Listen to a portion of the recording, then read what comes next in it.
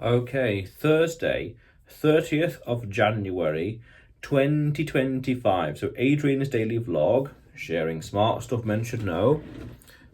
Thoughtful Thursday, philosophy and musings from life. The Allegory of the Cave. So, in philosophy, in classic philosophy, so to speak, I'm sure it's Plato. Plato had this allegory, this little story, this little mental diagram, if you will, that kind of talked about and explained reality. Ooh, quite a deep topic. And it goes akin to this. There are some prisoners, say 4 or 3 prisoners, immaterial really, in a cave, chained down to the floor. And in front of them on the wall, they see shadows. They see light and shadows, shadow puppets. And they interpret these puppets, the shadows, as their reality. Their reality, what they see, what they think, what they perceive to be reality, what the real world is. But one day, for whatever reason, one of those prisoners manages to stand up and leave. And he goes behind and sees people with little puppets, little stands and displaying the fire, casting the light. Okay, and realizes what they saw were shadows, and these things casting shadows, perception and reality. But then he leaves the cave, goes outside into the real world, so to speak, and looks at the world around us that we would see out there. Fair enough. Let's keep it simple. We would say reality, the world. And then he realizes the juxtaposition, the contrast, the difference between the two, and realizes that what he sees outside is the real world, and what he sees inside the cave is a fantasy, a delusion, a manipulation, deception, you name it. Well, the buzzwords like that.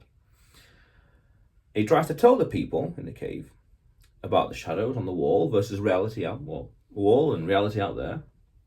But they don't believe him. They disregard him, to say the least, put it mildly. And he, feeling dejected and rejected,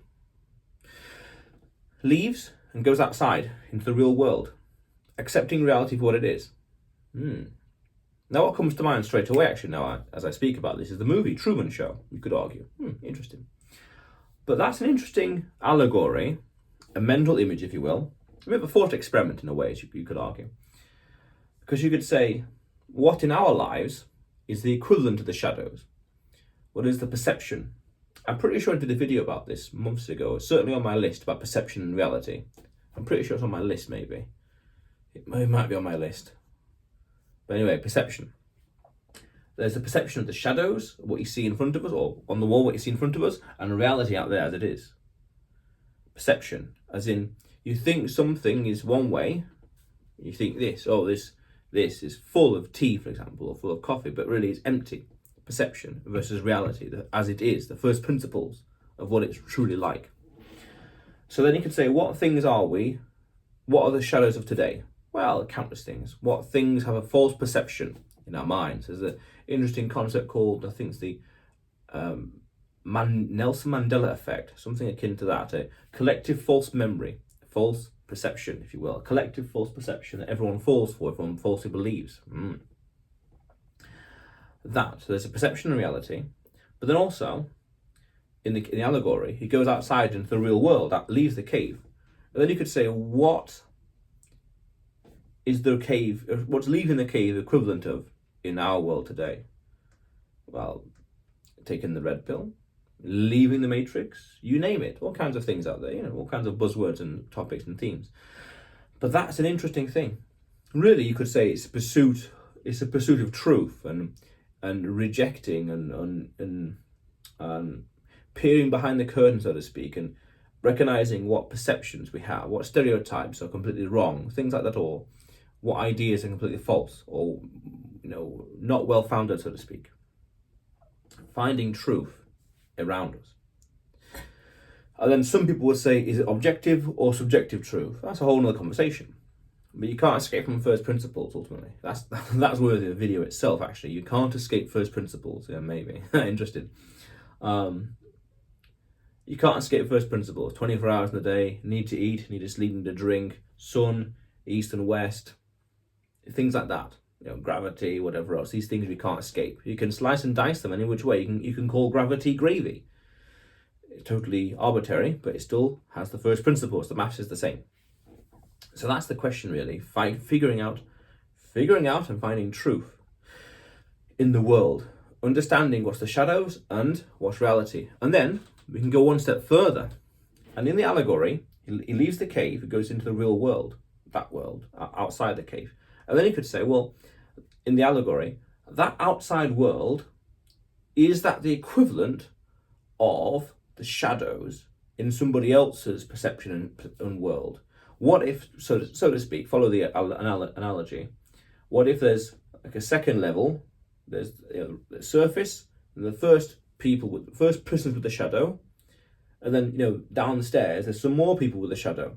What if you're just going from one floor with shadows to another floor with higher definition shadows, with more shadows, more elaborate shadows and perceptions, or misdirection and propaganda, whatever else, or you name the buzzword? How do you know you're going from one perception to another? Interesting.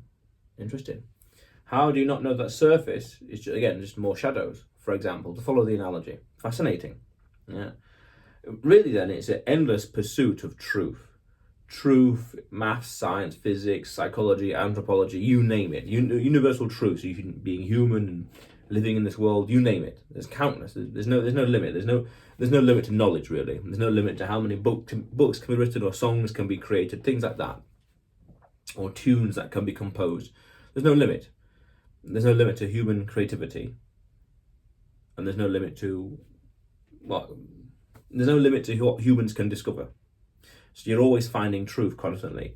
Your grasp of reality is consistently getting fine-tuned, in a sense of going from 1K definition to 2K to 3K, 4K to 10K definition, understanding more, having a higher resolution, grasp and vision of reality, and understanding of reality. That's quite powerful, because the more and stronger grasp of reality you have, the better. The fewer misdirections, the fewer fallacies, the fewer logical fallacies you will fall for, because you know what's what. I know what's inside this.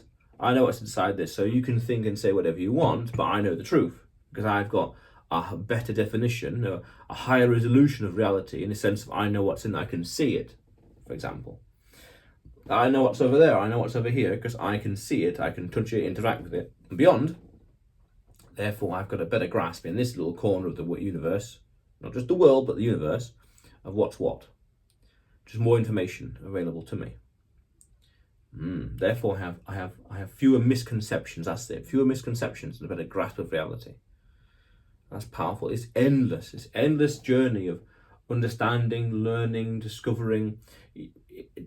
Again, to follow the analogy, there's the surface, there's the first level of shadows, and how do you know that we're on the 10th floor down here, and we're barely going to the 9th floor of the shadows, which are more elaborate and more reflective, more indicative of reality as it truly is. That's the march of humanity, really, going from complete ignorance, the 1000th floor down there, slowly marching upwards, getting better vision, or better understanding of reality in all its shades and tones: psychology, anthropology, maths, science, logic. What's it called? Was it trilaterum? There's a trivium and the quadrivium, things like that. The more better grasp of reality we have as a civilization, a society, a culture, continent, people, place, tribe, nation, community, family, you name it. Amazing. That's powerful. And the principle ultimately is in life, day-to-day life, want to understand and learn more. So we shed away these misconceptions and have a better grasp of reality, understand more things critically, understand more things objectively. Again, you can't escape first principles. You can slice and dice things any which way you want, name it whatever you want. It's arguably arbitrary. The first principles still stand, and the more first principles we understand of the world, of reality, the closer we are to the surface, and then arguably we're in the surface itself, because we understand things as they are, not as we want them to be, not as we want them or we desire them to be, or we feel they ought to be, ideal situation as they are. It is what it is. That's it. Powerful stuff. Very, very powerful stuff. But otherwise, Adrian's daily vlog, sharing smart stuff men should know. Subscribe for more, and you will see me tomorrow.